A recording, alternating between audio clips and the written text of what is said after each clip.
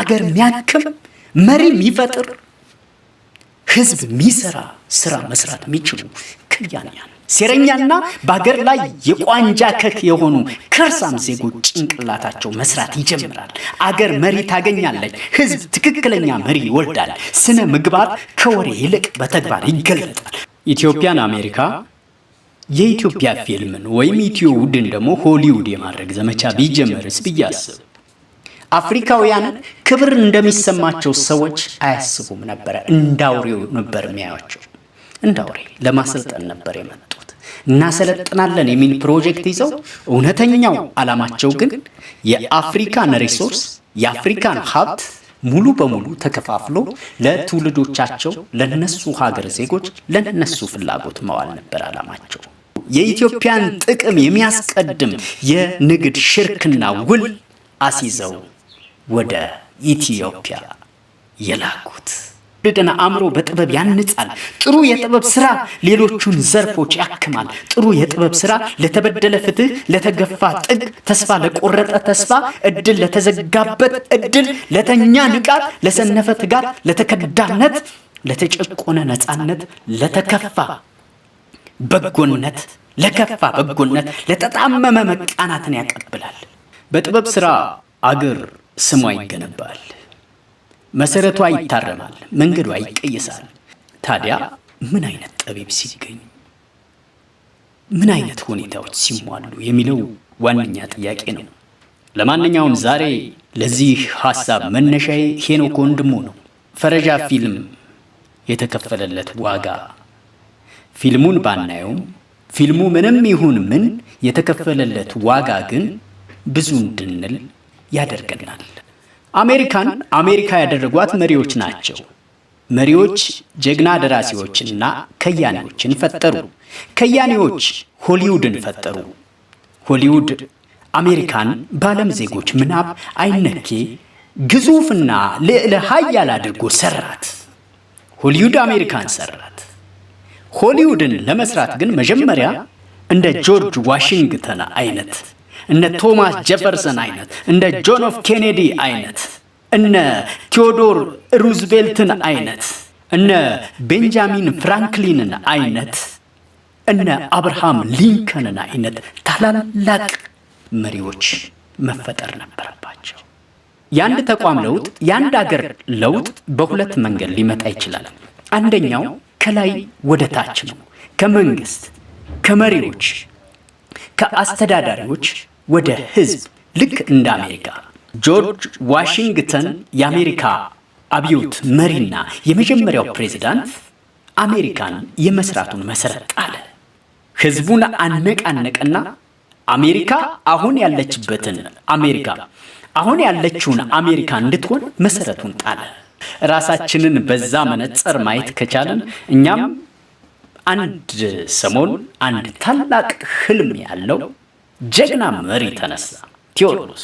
ቴዎድሮስ ታላቅ ህልም አንግቦ ትልልቅ ፕሮጀክቶችን ይዞ አገርን ልዕለ ኃያል ለማድረግ በዓለም ገናና ሀገር ለመገንባት ተነሳ።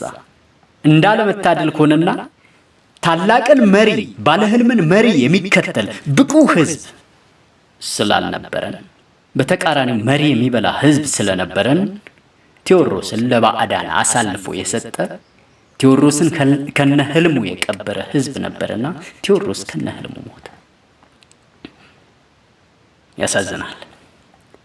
አሜሪካ ላይ ቶማስ ጄፈርሰን መጣ፣ ቤንጃሚን ፍራንክሊን ተከተለ እያሉ አብርሃም ሊንከን መንገዱን አፋጠነው፣ አሰፋው፣ የአሜሪካን ግንባታ አፋጠነው። ቴዎዶር ሩዝቬልት ቀጠሉ።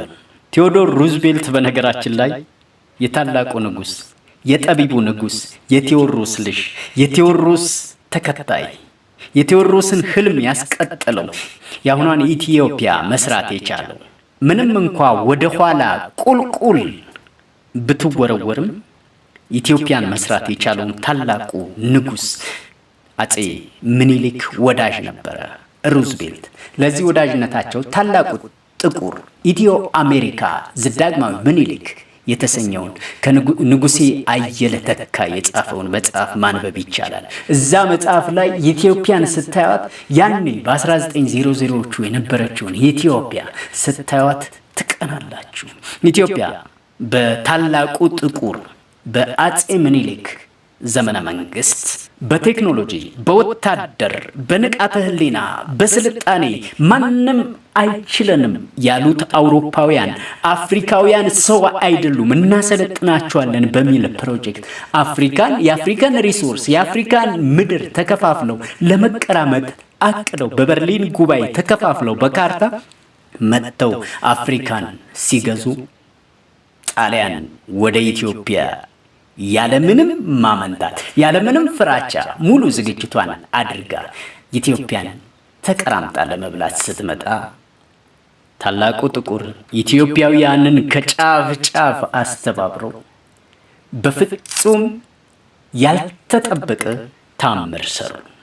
ባድዋ ላይ ጣሊያንን አሸነፉ። ድፍን የነጭ ዓለም፣ ድፍን የፈረንጆች ዓለም፣ ድፍን የአውሮፓውያን ዓለም በፍጹም ያላሰበውና ያልጠበቀው ክስተት ገጠመው። በጥቁሮች እንሸነፋለን የሚል ምንም አይነት ቅንጣት ጥርጣሬ አልነበራቸው። እንኳን አይደለም መሸነፍ፣ ጥቁሮች መሳሪያ አነስተው ነጮችን ይወጉናል የሚል ምንም አይነት ግንዛቤ አልነበራቸው። ምክንያቱም እንደ ሰዎች ክብር እንዳላቸው ሰዎች ጥቁሮችን አያስቡ ነበር። አፍሪካውያንን ክብር እንደሚሰማቸው ሰዎች አያስቡም ነበር። እንዳውሬው ነበር የሚያዩአቸው። እንዳውሬ ለማሰልጠን ነበር የመጡት። እናሰለጥናለን የሚል ፕሮጀክት ይዘው እውነተኛው ዓላማቸው ግን የአፍሪካን ሪሶርስ የአፍሪካን ሀብት ሙሉ በሙሉ ተከፋፍሎ ለትውልዶቻቸው ለነሱ ሀገር ዜጎች ለነሱ ፍላጎት መዋል ነበር ዓላማቸው። ምክንያቱም አፍሪካውያንን ለጉልበት ስራ ከመጠቀምና ከመበዝበዝ ባሻገር ምንም ዋጋ ያላቸው ህዝቦች ናቸው፣ እሴት ያላቸው ክብር ያላቸው ህዝቦች ናቸው ብለዋቸው አያስቡም ነበር። ይሄን አስተሳሰብ የቀየረ ተአምር ተፈጠረ። የት? ኢትዮጵያ ውስጥ። በማን? በአጼ ምኒልክ ዘመነ መንግስት። በማን? በኢትዮጵያውያን የእርስ በርስ አንድ መሆንና መተባበር፣ በኢትዮጵያውያን ወኔና በኢትዮጵያውያን አይበገሬነት፣ በኢትዮጵያውያን መናበብ አድዋ በድፍን አውሮፓ በድፍን ዓለም የኢትዮጵያን ስም ገናና አደረጋት። የአውሮፓ የህትመት ሚዲያዎች በሰዓቱ ገናና የነበሩ የህትመት ሚዲያዎች የአጼ ምኒልክን የእቴጌ ጣይቱን ምስል ይዞ መውጣት የወቅቱ ሁነኛ ማስታወቂያ ነበር። መጽሔቶች፣ ጋዜጦች፣ የህትመት ሚዲያዎች እንዲነበቡ በሰዓቱ አጼ ምኒልክ ታላቁ ጥቁር የሚባለው አፍሪካዊ ንጉስ፣ ታላቁ የኢትዮጵያ ጠቢብ መሪ በህትመት ሚዲያዎች ፊት ገጽ ላይ ይወጣ ነበር። ጠቢቧ ንግስት በህትመት ሚዲያዎች ፊት ገጽ ላይ ትወጣ ነበር። ያኔ ነበር ፕሬዝዳንት ሩዝቬልትም ከሌሎች አገራት በተለየ ልዩ የኢትዮጵያን ጥቅም የሚያስቀድም የንግድ ሽርክና ውል አስይዘው ወደ ኢትዮጵያ የላኩት። በአሜሪካ በሚደረገው ታላቅ የንግድ ኤግዚቢሽን ታላቁ ጥቁር ይገኛሉ በሚል ድፍን የአውሮፓ የህትመት ሚዲያዎች መነጋገሪያ የሆነው ያኔ ነበር። እንዲያም ነበርን እኛ፣ እንዲያም ነበርን። ዞሮ ዞሮ ወደ ጉዳይ ስመጣ አሜሪካን ለመስራት መሪዎች ተፈጥረው ነበር። እንደ ጆርጅ ዋሽንግተን ያሉ ድንቅ መሪዎች፣ እንደ ቶማስ ጄፈርሰን ያሉ፣ እንደ ቤንጃሚን ፍራንክሊን ያሉ፣ እንደ አብርሃም ሊንከን ያሉ፣ እንደ ሩዝቬልት ያሉ፣ እንደ ጆን ኤፍ ኬኔዲ ያሉ። ጆን ኤፍ ኬኔዲም በነገራችን ላይ የጃንሆይ የአጼ ኃይለ ሥላሴ ወዳጅ ነበሩ። አዲስ አበባ ዩኒቨርሲቲ መሄድ ትችላላችሁ። አዲስ አበባ ዩኒቨርሲቲ ጆን ኤፍ ኬኔዲ ላይብራሪ በሳቸው ስም የተሰየመ ላይብራሪ ነው፣ ወይም በሳቸው ስም የተሰየመ ቤተ መጻሕፍት። ይሄ የሚያሳየው ኢትዮጵያ በሰዓቱ ከአሜሪካ ጋር የነበራትን ዲፕሎማሲ ነበረ። ጠንካራ ዲፕሎማሲ ነበረ። ምናልባት ዘወር በላችሁ አሜሪካ ገንዘብና የኢትዮጵያ ገንዘብ በሰዓቱ ልዩነታቸው ምን ያህል ነበረ ብላችሁ እሷን ብቻ ብትመዙ ያኔ የነበረውን የኢትዮጵያን አቅም መረዳት ይቻላል። አሁንስ ምን ላይ ነን? እሱን ለእናንተ። ዞሮ ዞሮ አሁን ዋናው ዓላማዬ አሜሪካ ውስጥ መሪዎች ተፈጠሩ። ለውጥ ከላይ ወደ ታች መጣ። መሪዎች ህዝቡን አስተባበሩ፣ ህዝቡን አንቀሳቀሱ፣ ህዝቡን መሩ፣ ህዝቡን ወደ ትክክለኛ መንገድ፣ ወደ ትክክለኛ ጎዳና መሩት። ምንን ይዘው? ታላቅ ህልምን፣ ታላቋ አሜሪካን መገንባትን። አሜሪካ ፈርስት፣ አሜሪካ ፈርስት። ታላቋን አሜሪካ መገንባትን ህልም አድርገው ታላቁን የአሜሪካ ዜጋ ትልቅ ዜጋ አድርገው የራሳቸውን ዜጋ ላይ መስራትን፣ የአሜሪካ ትውልድ ላይ መስራትን፣ አሜሪካ በየዘመናቱ በሚመጣው ትውልድ ሁሉ ልዕለ ኃያል ሆና እንድትቀጥል የአሜሪካን ክብር፣ የአሜሪካን ስምና ዝና፣ የአሜሪካን ሀብትና ብልጽግና፣ የአሜሪካን ጥቅም ያስቀደመ ስራ ላይ የተሰማሩ ትልልቅ መሪዎች መጡ። ትልልቅ መሪዎች ህዝብን ሰሩ። ህዝብ ተንቀሳቀሰ። በየዘርፉ ሁሉንም ዘርፎች፣ ኪነ ጥበቡን፣ ሳይንስና ቴክኖሎጂውን፣ የመከላከያና ደህንነቱን፣ ምጣኔ ሀብቱን፣ የአስተዳደርና ሰላሙን፣ ንግድና ዲፕሎማሲውን በደንብ ሰሩት። ከዚህ ውስጥ ኪነ ጥበቡ ውስጥ ሆሊውድን ፈጠሩ። ሆሊውድን መፍጠር የሚችሉ ታላላቅ ከያንያንን፣ ደራሲያንን፣ ዳይሬክተሮችን፣ የፊልም ተዋናያኖችን፣ ቴክኖሎጂን ሰሩ። ቴክኖሎጂንና ኪነ ጥበቡን አንድ ላይ አዛመዱት። ሐሳብንና ቴክኖሎጂን አንድ ላይ አዛመዱት። አሜሪካ መሪዎች የኪነ ጥበብ ሰዎችን፣ የኪነ ጥበብ ሰዎች ሆሊውድን፣ ሆሊውድ እንደገና ተመልሶ አሜሪካን ሰራት። ሆሊውድ አሜሪካ በእያንዳንዱ የዓለም ዜጋ ምናብ ላይ ገዝፋ እንድትታይ አይነኬ፣ አይበገሬ፣ ልዕለ ኃያል በሳይንስ፣ በቴክኖሎጂ፣ በኪነ ጥበብ፣ በሁሉም ዘርፍ ማንም የዓለም ዜጋ የሚመኛት የትኛውም የዓለም ዜጋ የዓለም አገር የማይወዳደራት የበለጸገች ኃያል በምድሯ ውስጥ ችግር የሚባል ነገር የማይታወቅ አይነት የምድር ገነት ተደርጋ እንድትሳል ሆሊውድ ስራውን ሰራ። አንደኛው የለውጥ መንገድ ይሄ ነው። ከላይ ወደ ታች፣ ከመሪዎች ወደ ህዝብ ሲመጣ እንደዚህ ይመስላል። እንደኛ በመሪ ያልታደለስ ሀገር ልክ ሁሉም ለውጦች ትክክለኛ መንገዳቸውን ይዘው አገርንና ትውልድን አስቀድመው፣ ህዝብን አስቀድመው፣ ዜጋን አስቀድመው የሚሰሩ መሪዎች በሌሉት ሀገር በተቃራኒ ለአንድ ግለሰብ ወንበር ማምሻ ዕድሜ ሁሉንም ነገር በመሸጥ፣ ሁሉንም ነገር በማፍረስ፣ ሁሉንም ነገር ለራስ ለግለሰብ ጥቅም በማዋል ለራስ ወንበር ለራስ ስልጣን ሲባል ህዝብን ከህዝብ በማገዳደል በሴራ አገርን በሐራጅ አውጥቶ በመሸጥ ላይ የተመሰረተ ምንም ማሰብ የተሳናቸው መሪዎች ሲገጥሙስ ምን ማድረግ ይቻላል? ይህን ጊዜ ለውጥ ከታች ወደ ላይ ይመጣል። ከታች ወደ ላይ ህዝብ ይነቃል። ህዝብ አንድ ይሆናል። ህዝብ ይናበባል።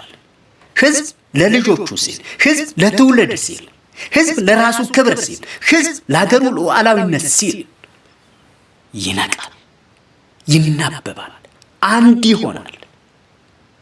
ለሰላሙ ሲል፣ ለለውጡ ሲል፣ ለምጣኔ ሀብቱ ሲል፣ ለፈጠራው ሲል፣ ለግኝቱ ሲል፣ ራሱ ኑሮውን ለማሻሻል ሲል፣ ቀጣዩ ትውልድም የተሻለ እድል እንዲገጥመው ሲል ህዝብ ይነቃል። ህዝብን የሚያነቃው ማን ነው? በህዝቡ መካከል ያሉ የኪነ ጥበብ ሰዎች እንደማን ያሉ?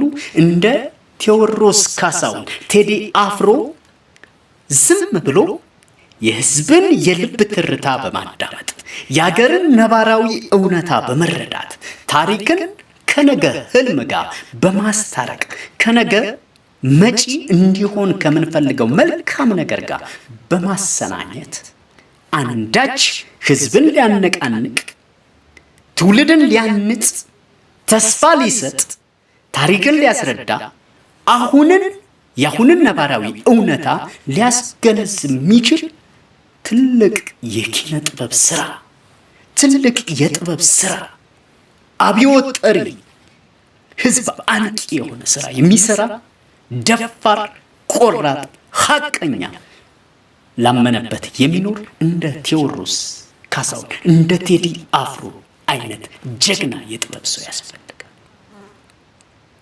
በኔ አዲስ ነገር ይጀመር፣ በኔ ዘርፉ ይዳን። ዘርፉ ሲድን በዘርፉ ውስጥ ያሉ ሰዎች አቅም ያላቸውን አቅማቸውን አውጥተው መስራትና ዘርፉን መለወጥ፣ አገርን መለወጥ፣ ትውልድን መዳን ይችላል ብሎ የሚያስብ ደግሞ መስዋዕትነት የሚከፍል እንደ ሄኖክ ወንድሙ ያለ ሰው ያስፈልገናል። ላመነበት ዋጋ የሚከፍል ፈረጃ ፊልሙ ምንም ሊሆን ይችላል አይተናል። አሁን ስለ ፊልሙ አይደለም። ለፊልሙ ላመነበት ለሙያው በዚህ ልክ ዋጋ የሚከፍል ሰው ግን ነገ የሚገርም ታምር መስራት ይችላል። እሱ ለሌሎች መንገድ ጠራጊ ነው። ሌሎች ከስር ያሉ ሰዎች አሉ፣ በቂ አቅም ያላቸው፣ ጥሩ ተሰጥኦ ያላቸው፣ ቆንጆ ብዕር ያላቸው፣ አሪፍ የመጻፍ አቅም ያላቸው፣ አሪፍ ሐሳብ ያላቸው፣ አብዮት ማያቀጣጥል ትውልድ የሚያነሳሳ የትውልድና አእምሮ የሚያንጽ አገር የሚያክም መሪ የሚፈጥር ህዝብ የሚሰራ ስራ መስራት የሚችሉ ከያንያን ይነሳል። ይሄ ታላቅ አብዮት በግለሰቦች አነሳሽነት፣ በግለሰቦች አቀጣጣይነት፣ በግለሰቦች አነቃቂነት፣ በግለሰቦች መንገድ መሪነት፣ በግለሰቦች መንገድ ቀያሽነት ህዝብ አንድ ይሆናል። ህዝብ ይስማማል። ህዝብ ይናበባል። ህዝብ ይተባበራል። ህዝብ ይገባዋል። ህዝብ ይደማመጣል። እጅ ለእጅ ተያይዞ ታሪክ ይሰራል። አዎ እንደ ሄኖክ ወንድሙ ክብሩን፣ እንጀራውን፣ አካሉን፣ ጤናውን፣ ህይወቱን አደጋ ላይ ጥሎ ያመነበትንና ትክክለኛ ስራ በመስራት ዘርፉን መታደግ የሚችል የጥበብ ሰው ሲመጣ እንደ ቴዲ አፍሮ አይነት ደፋር ጀግና ሐቀኛ የህዝብን ህመም የትውልድን ስጋትና ድል የመሪዎችን ክፍተት አሁን ያለንበትን እውነታ ያለምንም ማመንታት ባመክንዩ በስነ ስርዓት በትክክል በጥሩ ኪነ ጥበባዊ ከፍታና ለዛ መናገር የሚችሉ ሰዎች ሲመጡ ጥበብ ህዝብን ያነቃቃል፣ ያለንበትን ሁኔታ ያስገነዝባል፣ ያናብባል፣ ለለውጥ ያዘጋጃል፣ ለስር ነቀል ለውጥ ለአብዮት ያሰልፋል። በጥበብ ስራ አገር ስሟ ይነበባል። በጥበብ ስራ አገር ስሟ ይገነባል፣ መሰረቷ ይታረማል፣ መንገዷ ይቀየሳል፣ ህልሟ ይታደሳል፣ ክብሯ ይመለሳል፣ ህመሟ ይታከማል፣ ሾኋ ይነቀላል፣ የትውልድ ተስፋ ይተከላል፣ የህዝብ ስነ ልቦና ይለመልማል፣ የለውጥ ሐሳብ ፍሬ ያፈራል፣ አንድነት ህብረትና ፍቅር ይንሰራራል፣ ያንሰራራል። ሴረኛና በአገር ላይ የቋንጃ ከክ የሆኑ ከርሳም ዜጎች ጭንቅላታቸው መስራት ይጀምራል። አገር መሪ ታገኛለች። ህዝብ ትክክለኛ መሪ ይወልዳል። ስነ ምግባር ከወሬ ይልቅ በተግባር ይገለጣል። እውነት ከፍ ብላ ውሸት ማስመሰልን ክህደትን ትደቁስና እንዳትነሳ ትቀብራለች። ብልሹ አሰራርና ስግብግብነት ይጠፋና አብሮ በመስራት ወደ ታላቅ ህልም የህብረት ጉዞ ይጀምራል። ጥሩ የጥበብ ስራ ሲኖር በጥሩ የጥበብ ስራ በማህበረሰብ ውስጥ መነቃቃትና መነሳሳት ይሰራል። ሐቀኛ የጥበብ ስራ የትውልድን አእምሮ በጥበብ ያንጻል። ጥሩ የጥበብ ስራ ሌሎቹን ዘርፎች ያክማል። ጥሩ የጥበብ ስራ ለተበደለ ፍትህ፣ ለተገፋ ጥግ፣ ተስፋ ለቆረጠ ተስፋ፣ እድል ለተዘጋበት እድል፣ ለተኛ ንቃት፣ ለሰነፈ ትጋት፣ ለተከዳነት፣ ለተጨቆነ ነፃነት፣ ለተከፋ በጎነት፣ ለከፋ በጎነት፣ ለተጣመመ መቃናትን ያቀብላል። ጥሩ የጥበብ ስራ የአሁንን ገሃድ እውነት ከትናንት በጎ በጎን ወኔ ስንቅና ጥጥቅ ለመጪው ታላቅ ተስፋና ተጨባጭ ራዕይ ያስታቅፋል። ጥሩ የጥበብ ስራ ያስታርቃል፣ ያግባባል፣ ያስተባብራል፣ ያስተማምናል፣ ያከባብራል፣ ያራራል፣ ያሳስባል። ጥሩ የጥበብ ስራ እንደ ሄኖክ ወንድሙ መስዋዕትነት መክፈልን፣ እንደ ቴዲ አፍሮ ለህዝብ ለሀገርና ለትውልድ መቆጨትን ይጠይቃል። ጥሩ ጠቢብ አሪፍ ስራ ይሰራል። ጥሩ ጠቢብ፣ ጀግና ጠቢብ አንድም እንደ አሜሪካ ታላላቅ መሪዎች በሚያመቻቹት በነፃነት ሰርቶ ይወጣል። ሁለትም እንደ ኢትዮጵያ ሁሉን በሚያጠፉ ክፉና ደካማ ስግብግቦች በሚያፈርሱት አገር ዋጋ ከፍሉ ሙያውን፣ አገርን፣ ትውልድን ይታደጋል። ሄኖክ ወንድሙ ታሪክ በደንብ ይዘክራል። ተባረክ።